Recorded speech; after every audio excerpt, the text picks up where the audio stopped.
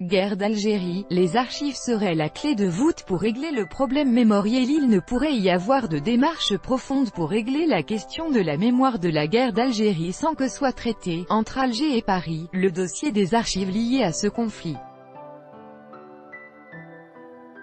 C'est ce qu'a expliqué une historienne française, en affirmant que cette question des archives est un point de désaccord majeur entre les deux pays.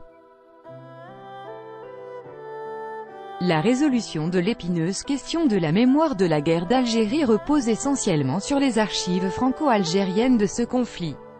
C'est ce qu'explique Sylvie Thénault, directrice de recherche au CNRS, dans une tribune publiée le 14 octobre sur le site The Conversation.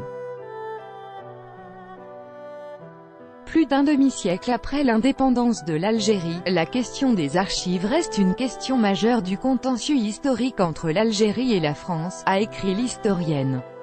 Elle s'annonce comme une tâche primordiale pour Emmanuel Macron dont le quinquennat se révèle novateur en la matière, a-t-elle ajouté.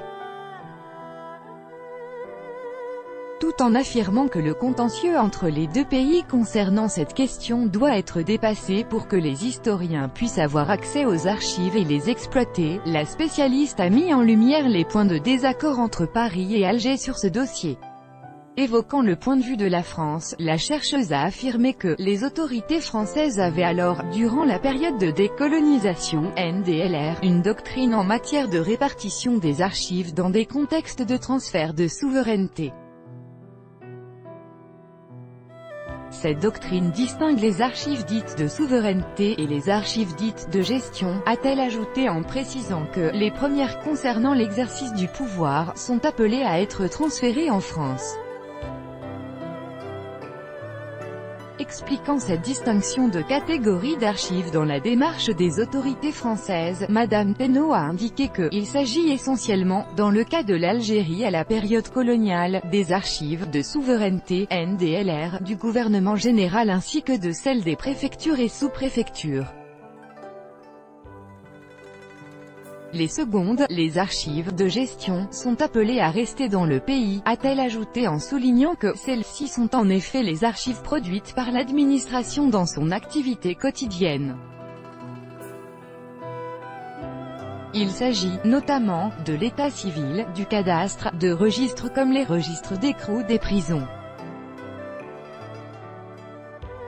Cette division des archives en deux catégories, souveraines et de gestion, pratiquée par la France n'est pas prise en compte par le gouvernement algérien. Les autorités algériennes rejettent cette distinction, a souligné l'historienne. Depuis 1962, elles n'ont eu de cesse de dénoncer leur dépossession et de demander la restitution de tous les documents, a-t-elle ajouté, en rappelant qu'un accord a pu être trouvé sur les seules archives ottomanes que les autorités françaises avaient transférées, en pleine contradiction avec leur propre doctrine. Pour le reste, les positions françaises et algériennes sont incompatibles et c'est pour cette raison, précisément, que la question des archives continue d'être traitée au plan diplomatique, a-t-elle encore indiqué.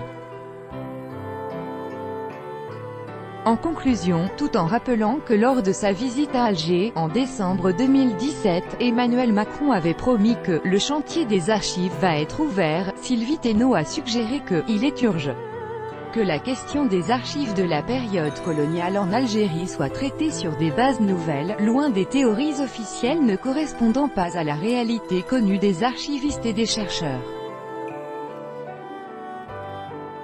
La conclusion est sans appel, un inventaire bilatéral des sources conservées de part et d'autre fait cruellement défaut.